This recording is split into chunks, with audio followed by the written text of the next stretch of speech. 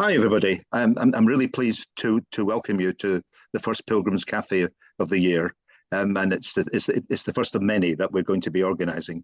There's just something I need to say right at the beginning, because this session was originally, as you probably saw from the advert, that it was going to be run by Magda and Steffi. And unfortunately, Magda can't be with us because she's ill. And of course, we all wish her the speediest and best recovery as possible.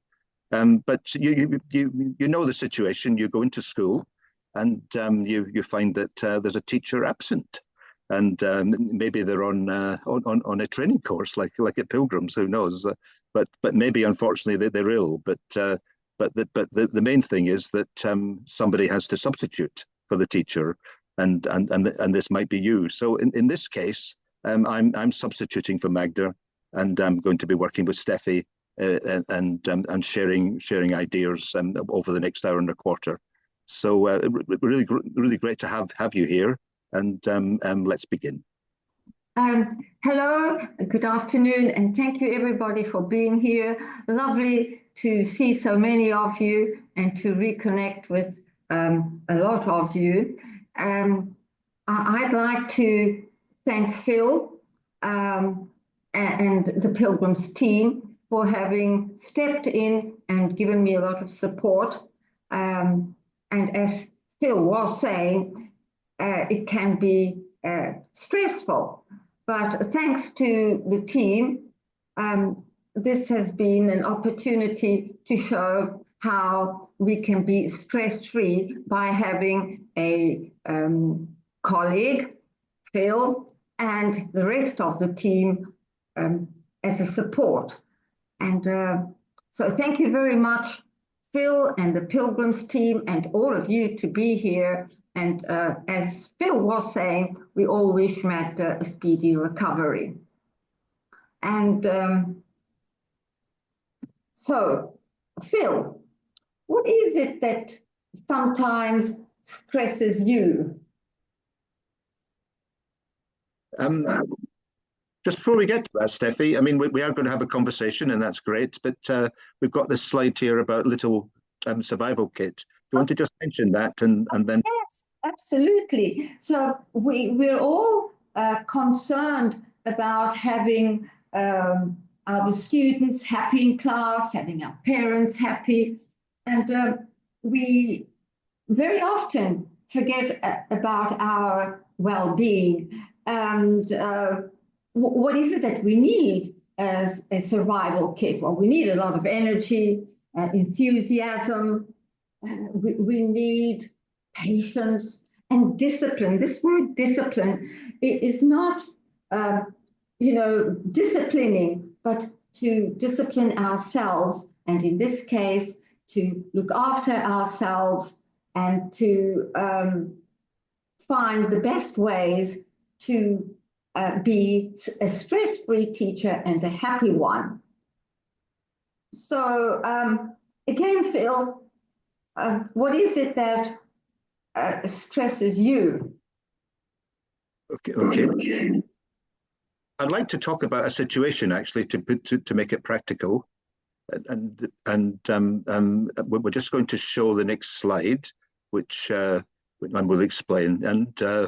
And this year, when Pilgrims was doing its teacher training in Segovia in Spain, as well as the core courses that we had, we also had quite an amazing social program. And one of these was we had a little session which was really kind of therapeutic, and really a great way of trying to overcome stress. Was we did kind of flower arranging, but we did flower arranging within a structure. Now, the situation here is what I mean. Steffi and I we work together, and we're great friends as well. But we kind of shared a kind of a very stressful situation over the last year, where we both had aging cats who unfortunately passed away. And so we actually this was, and you can imagine any kind of loss is going to be stressful. And pets are part of family, and so we took this opportunity to actually do our flower arrangement in memory of our cats. And my cat was Oscar, and Steffi's was actually Lola. I felt this was a great way of actually working through the stress that comes from the loss of a pet, and it was just a very kind of peaceful thing to do as well. You can see on Oscar, looks like he's had a hard night on the tiles actually, but hopefully you can just recognize that it is a cat. And so it's quite an extreme situation, but it's an example also of how to overcome, or at least take the steps in overcoming a situation in stress. Don't know if you want to Yes. add anything, Steph. Yes, I just wanted to add, Phil, that the dry flower arrangement that we did in Segovia is one of the ways to combat stress, because there is a connection to nature, and the connection to nature is a soothing, and also it promoted a situation of calm and patience, because differently from fresh flowers, here we could take our time. So we worked so peacefully, so calmly, that it was also so precious for ourselves, because we had time to meditate, focus, concentrate, and then we had the joy of having this aesthetic satisfaction of seeing what we did. And although it was stressful, as you said, because of our loss, just by finding one way of combating our stress, it was a joy in the end. And it was joyful. It was joyful and also quite humorous, especially when we sort of compared the two pictures, and we saw that Oscar had a great time, and you can see that he was a gentleman, but a man, while there was Lola, all pinkish and lilac. So what is in your toolbox? I'd like you to think for a moment, what have you got in your toolbox as a survival kit?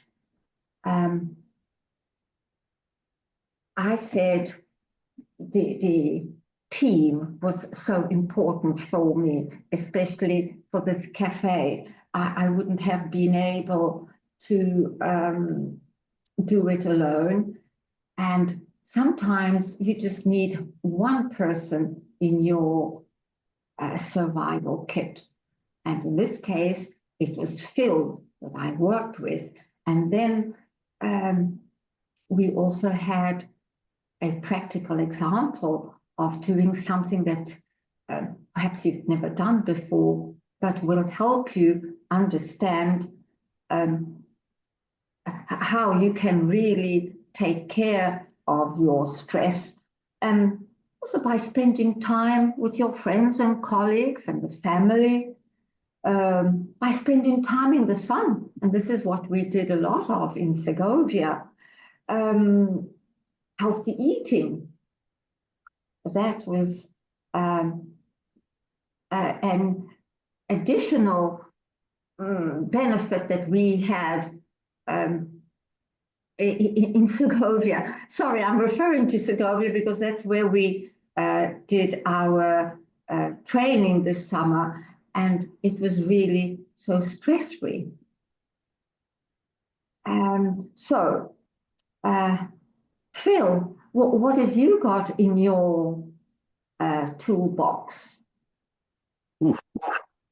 I mean, I think it's really important what you were saying about sharing, and I think the worst thing can happen is that you internalize stress. Really, and so that important bit of sharing is with whoever that is, a friend, a colleague, family. Yeah. And so, Mercedes, can I see the next slide, please? So I'd like you to take a minute or so to read this definition, the scientific definition of what stress is.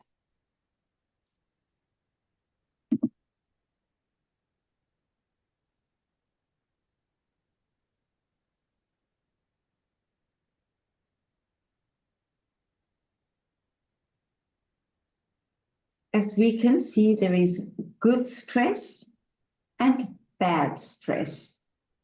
Now, think what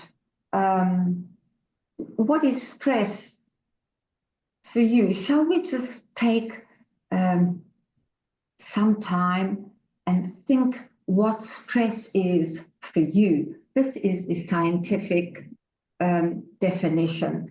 Let's think now, what is stress for us, for you?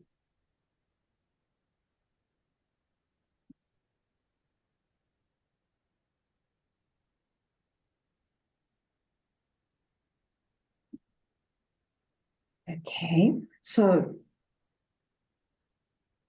stress can be, getting to school and finding out that your classroom has been changed without anybody telling you, or it can be overeating and you're wondering why. All of a sudden you sort of binge eating, or you lose your temper so quickly. You have sleepless nights. These are some symptoms of stress. And as teachers, we tend to focus a lot on the bad things that happen to us. Especially, it's always our students' fault. But let's think of ourselves, and let's also think about the good things that stress can do. We have a research by Dr. Christina Maslach. This is the most commonly used tool to self-assess whether you might be at risk of burnout. Because stress leads to burnout. And as research shows, 78% of teachers are stressed. But Dr. Christina Maslach focuses on 3 areas of burnout: exhaustion, depersonalization, and personal achievement. She has been studying burnout for the past 35 years, and she has given us the only tool that is reliable for us to self-assess if we have burnout. So now I have 3 questions for you in the next slide. Sorry, Phil. Yep. Yeah. Just before we get to the questions, and I'd just like to share a little model that was shared with me some years ago, and I think it helps to provide some answers. And if we look on the left-hand side, if we look in this big kind of green zone, the comfort zone. Now we all like to be in our comfort zone. That's where we get lots of strength from, and that's very important. But it's also quite important that we actually go into the next yellow section, and that we stretch ourselves and we do things that maybe we haven't done before, and we might find a bit of a challenge. But that stretch place is still part of a kind of comfort zone. It's just opening up new things for us. But if we get through that stretch place, then and if we don't kind of deal, if things come up that which might lead to fatigue, or begin to think about poor judgment, and we're making choices and decisions that might get into an area that we call strain. And that strain place can be a place to work in. But if we don't kind of recognize where there may be stressful situations or problems, that strain might come to a stage that actually becomes overwhelming. And that's where we get into the territory of where burnout can then begin. Perhaps in thinking of that, just one little strategy, which I'm sure you know about anyway already, is, what are the things that you can control and what are the things that are outside your control? And if we can really focus on the things we can control, then maybe we can deal with this stretch to strain situation. And try to say, well, there's lots of things I can't control, so I can't go there. I'm not going to do that. And so that might be helpful in thinking about how we might deal with this area really of stretch to strain and trying to avoid overwhelming, which then leads to burnout. Absolutely, Phil. So if we take a look at the next slide, when we have headaches and muscle tension, we have trouble with sleep patterns, we're feeling overwhelmed and cynical, frustrated and unfulfilled, or we have this Sunday night blues in our culture before work, because in some cultures it might be the Friday night blues before work. A sense of apathy or over complaining, when we're feeling depleted after work and we're feeling irritable or we lose our temper.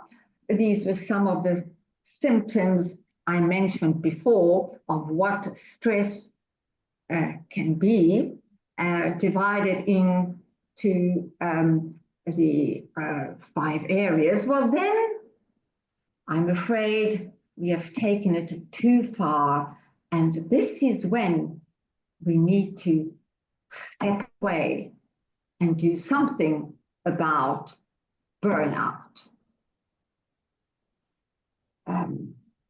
So here are 3 questions I'd like you to think about. Think about one that you'd like to focus on, or 3 of them. And these are 3 self-assessment questions which go back to Maslow. The emotional, the depersonalization, and the self-achievement questions. So, have I noticed feeling more irritable or impatient with students, colleagues, or even friends and family? Or do I feel physically and emotionally drained after a day of teaching? Or have I started doubting my competence or effectiveness as a teacher? So just think about them and give yourself an answer. Can I just volunteer Jacqueline because Jacqueline, we had an interesting conversation and you led it quite a bit. So could you just explain what we did? It was very interesting. But you need to unmute yourself. You're right. Okay, thank you very much. No, we were just talking about, in the classroom, I think we were talking also about, we're not the only person in the classroom who's teaching. We can also learn from the students. And I think we also were talking about, if we're not 100% sure about something, I think it takes a lot of courage and confidence as a teacher to kind of say, well, I'm not so sure about that, let's look it up together. So you can handing it over to the students and including them, in the class. So you're not the only, let's say, gatekeeper of knowledge. Yeah. So you're not the only one who's there, that has all the answers. So we can, what we were saying, we can, you can learn a lot from your students as well. And another important thing, maybe that I didn't say, I can't remember if I said it or not, but it also, it's really important also to, to really listen to your students, to what they're, trying to tell you, and, to maybe to listen, okay, beyond just, what they're saying, really just, try to listen to them as students and as individuals.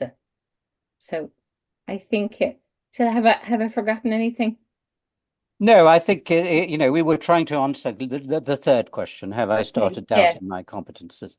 And I think most people, and I I think think it was most groups did actually. yes. And Yes. another thing I think I said as well, that sometimes before you go into the class, you kind of, doubt yourself. And then when you actually, teach, when you get into, the classroom, then, then you feel much better and much more confident kind of leading the class. But that's not only you as a teacher, it's also what the students give you as well. Thank you. So that's about all. Thank you very much for that. I totally agree, Jackie, with what you said. Okay. Right. Anybody else like to contribute, add? No? Okay, so if we take a look then at what burnout is, Mercedes, thank you. And here is a definition of burnout by Freudenberger.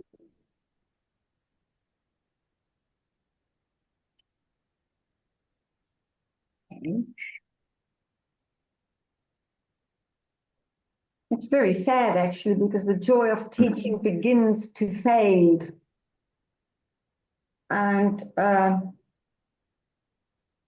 although I think, like the majority of us here today, we've all experienced some kind of stress, but if we are here today, it shows us that we still have the joy of learning, teaching, sharing, caring for ourselves and for the community and for our students. So that is I think this, I mean, for me, this just reinforces the point about recognizing the signs, and in order to try and not get to this point, yes. but actually see where these strains are, which might become overwhelming, and then decide, is there some action we can take?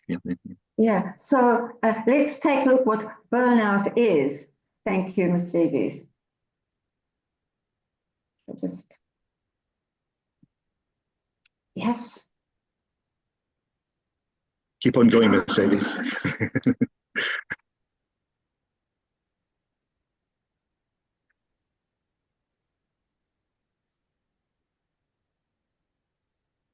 Okay. Can we take pictures of these slides? Do you Sure. around us? Or you can take pictures if you want, but we will put something up on the Facebook page. But feel free to take pictures as much as you want. Yeah. Thank you. Yes. And so this is what burnout is. So from stress, we just thinking, oh well, I've got a headache, or okay, I've been eating too much. When you come home from school, from work, we've got to really try and avoid this before we get to this stage here, which then it is definitely more difficult to avoid. Thank you then. Phil? Yep, next slide. Over to you. Okay, I'd just like to share something which is being kind of supportive for me, that I find really important, and really it's looking at stories, and stories can be actually books, it can be articles, it can be all sorts of things, and of course it's our own stories as well, But in this case, I just wanted to share.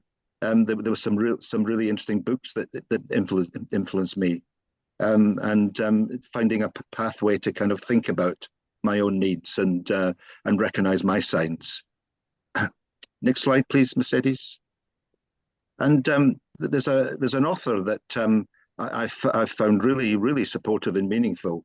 He's a kind of Jewish American author, but he'd been living in Portugal for 40 years or more, and he's written a lot of books about the history of Jewish people in Portugal, and which we're talking kind of 800 years ago when there was a large Jewish population. But and he's written these books, which is really about partly connected with the impact of the Holocaust, but also about the Jews in Portugal. And his books are really, he calls it about speaking for the silenced. There's a link there if you would want to go in, and he actually talks about his writing.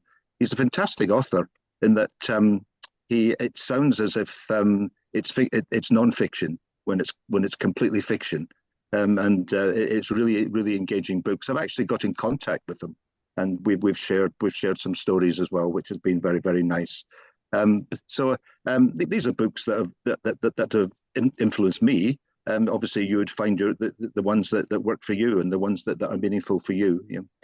Can you just go on to the next slide?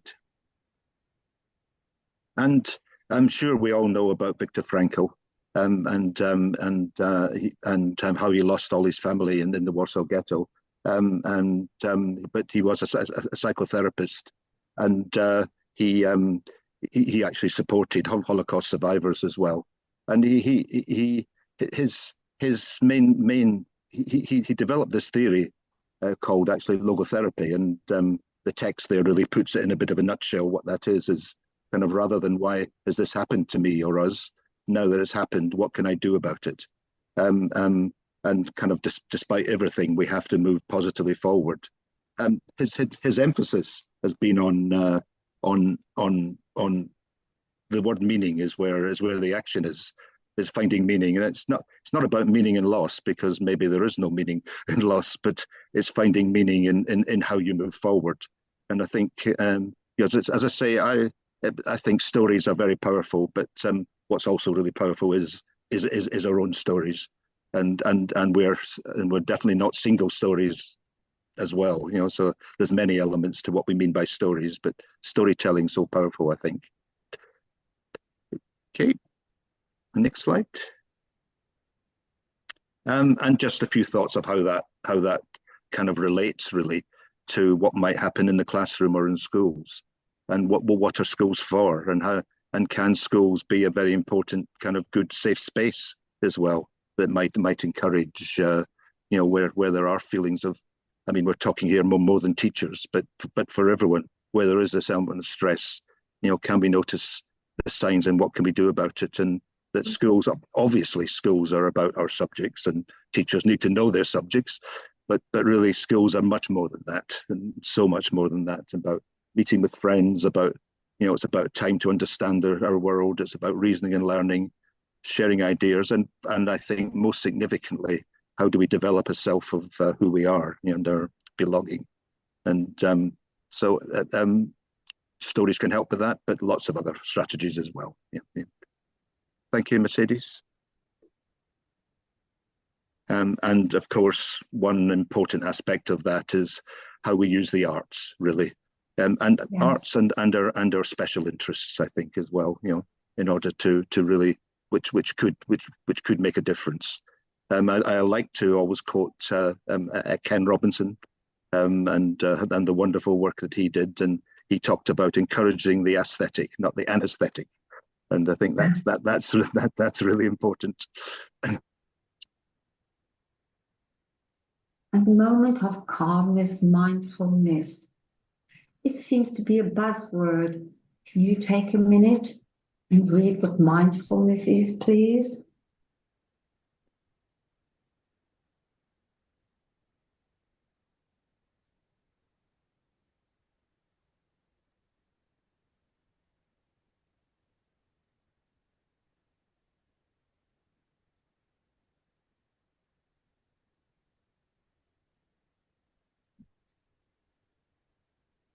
Now, these breathing exercises, there are lots of them. They don't take longer than 2, maximum 3 minutes. And they really serve because that is a moment that you are with yourself. So we have some practical techniques that we can use in the classroom. Thank you, Mercedes. The next slide. So one is to find a peace corner in your classroom, but also make the students aware that there is a peace corner. We can do a simple exercise, just breathing in while sitting down. Thank you, Mercedes. Just carry on clicking, please. In the classroom, we have a guided imagery, or we can do some anchor breaths, or we have the traffic lights, but it would have taken a bit of time to do. But the traffic light says red. That means you're in a danger zone. We try to think about it until it goes amber, and we get back to the positive, and that's go. That was very quick. Thank you. In the chat box, please, if you can write a few words of what tips you've come up with. What is in your survival kit? What is it that you do for yourself? Not necessarily for the learners you have, because we are constantly and continuously thinking about our students' well-being. We're thinking of happy parents, of grades, but let's think now about ourselves. What is it that we do? What tips have we got to give each other? And what tips can you share with us? So if you can write that in the chat box, that would be super duper. Super duper.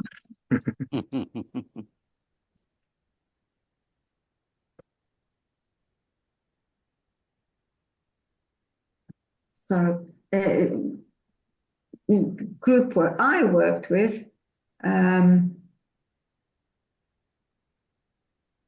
was music, playing music. Mm. Anything else? I can repeat something I heard was don't worry about your plan, but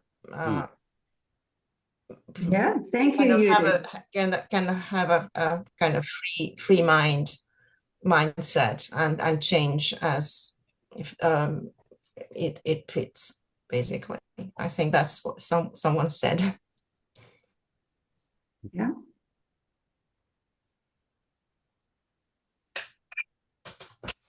Yeah, we got here going for walks as well. That's I actually I went for a walk about an hour before we had this session. I thought I needed that.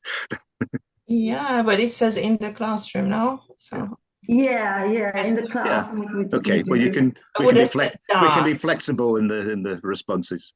Yes. Okay. Dance then, definitely. Yes, swimming away. Swimming, Judith, if I well remember. Yes, swimming and dancing. Yes. Oh, Donna, with your little ones, you do breathing exercises. Oh, that's great. Sorry, I'm trying to follow because I keep getting thrown in and out. Sorry. Yeah, we know. Yeah, it's okay. Yes, Yeah. we know that the very bad weather conditions in your part of Italy. We were flooded yesterday, and now seems to be down your way. Okay, so the next slide is some tips that some practical strategies that are going to help us and help us and mitigate burnout. Okay, well, when you set boundaries, the unexpected will always sort of pop up, but we've got a boundary that we have set and we try to stick to it.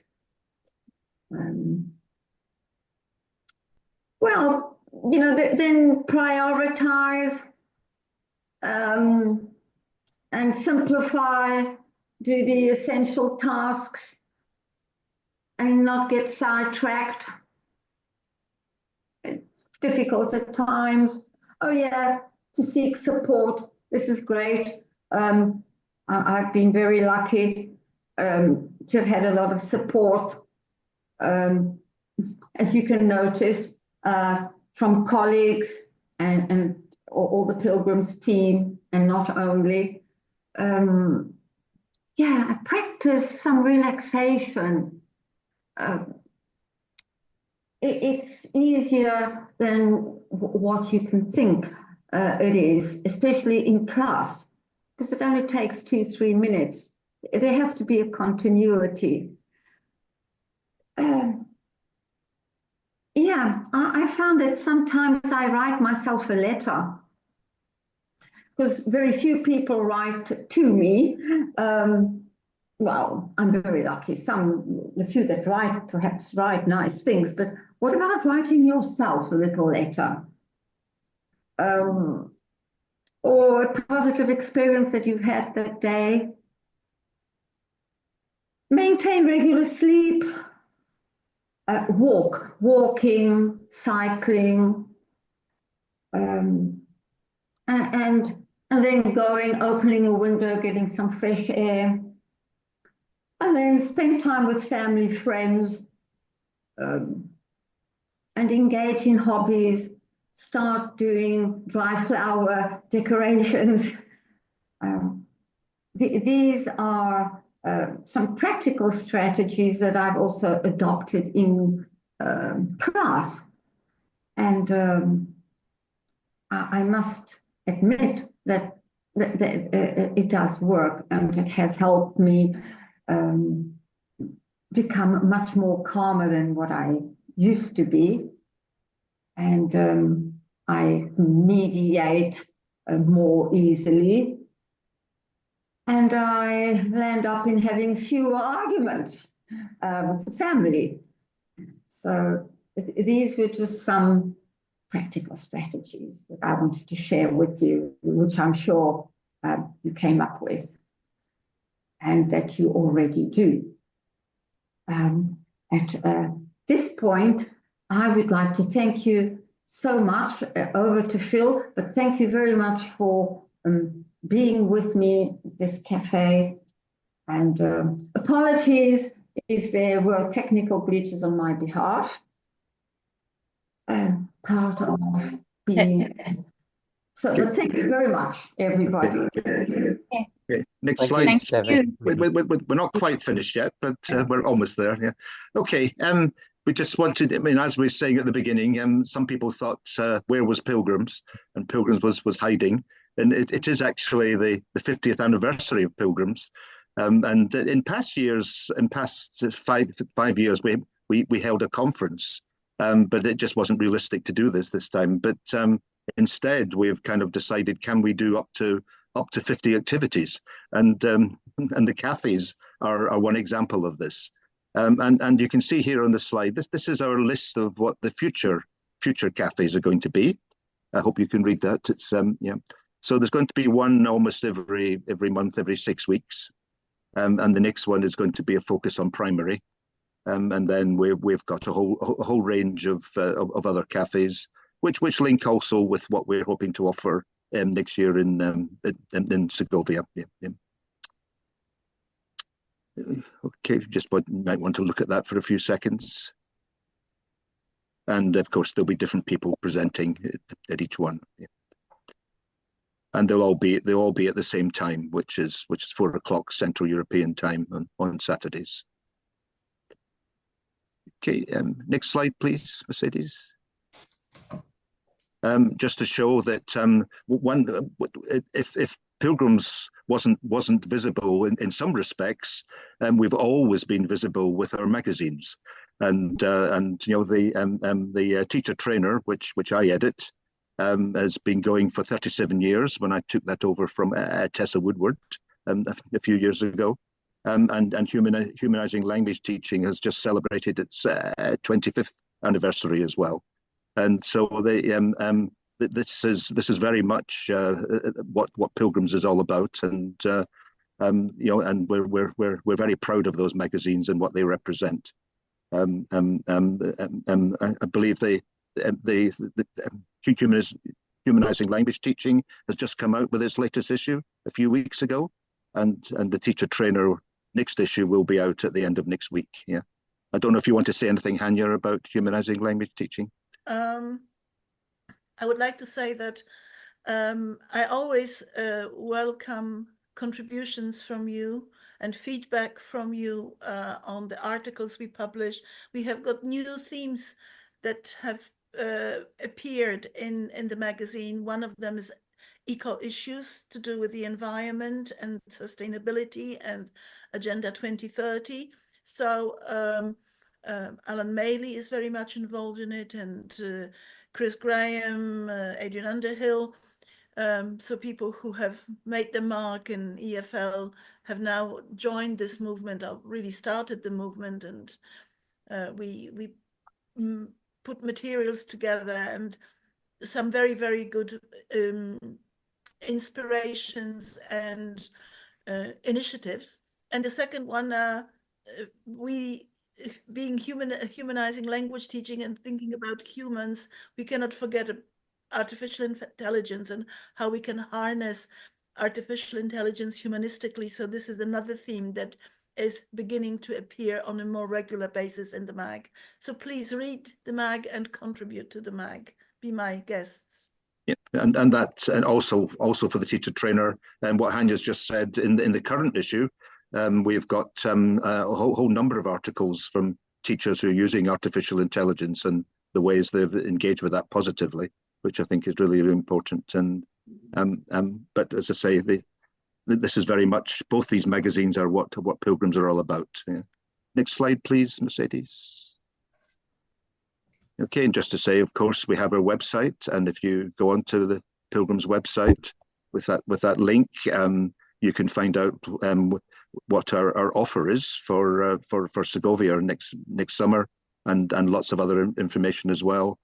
Also about Erasmus funding and how you can apply for Erasmus. So that's please go onto our website, and the next slide is we also have our one before that. We also have our no, the one after. Yep. We also have our Pilgrims teacher trainer Facebook page where there'll be lots of information on all the events that we're involved in, and including a place where you can put comments also about cafes and everything else. Yeah. And I think the last slide really is, yeah, Steffi's got the last slide is the bibliography of the research work that I've been doing and I'm still doing for how to be a stress-free teacher, how to avoid burnout, because this area of our teaching is the psychology of teaching and learning, especially foreign languages. There is a need to remember that, how to be stress-free.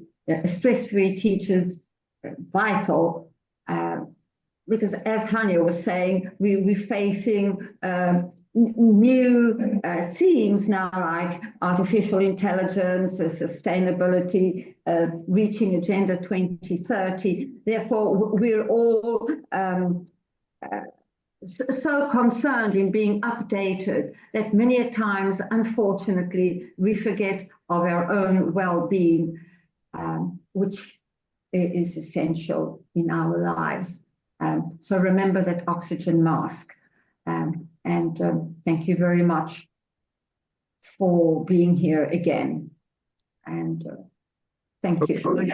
Thanks. Okay, thank you so much for your time and involvement and engagement. It's been great. So to say, this is the first cafe of the number. If you'd like to put a little message just as you're leaving, please do, or an emoji or icon or whatever. Okay, so thank you very much for your time. Thank you. And a big hug to everybody. and see you soon. Thank you, Steffi and Phil. That Thank was you. really very good session. Thank you very much. Thank you very much.